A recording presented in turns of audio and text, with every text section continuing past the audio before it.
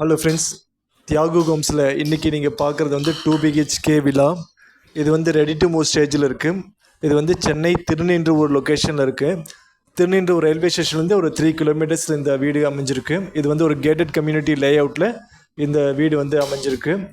இது வந்து land area வந்து 660 ஸ்கொயர் ஃபீட்டு, பில்டப் ஏரியா வந்து 792 square feet, cover car parking இருக்குது.